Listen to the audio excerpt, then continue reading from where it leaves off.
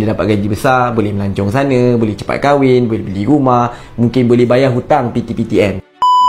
Antara gaji banyak dengan environment yang baik, mana yang lagi penting kalau kita nak pilih tempat kerja idaman? Ini soalan yang paling banyak saya dapat. Mana satu nak jadikan keutamaan bila kita nak pilih tempat kerja yang menarik? Guru saya pernah berpesan, dia kata apa? Work to learn, not work to earn. Di peringkat awal, bila kita membina kerjaya, saya tahu ramai di antara orang muda yang nak kalau boleh kita dapat gaji yang besar. Bila dapat gaji besar, boleh melancong sana, boleh cepat kahwin, boleh beli rumah, mungkin boleh bayar hutang PTPTN.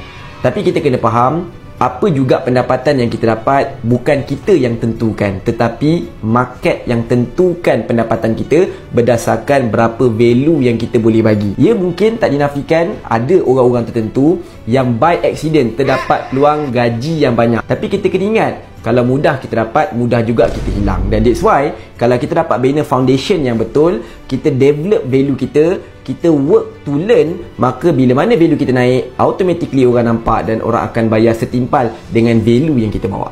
Dapat sesuatu tak? Dapat? Komen di bawah.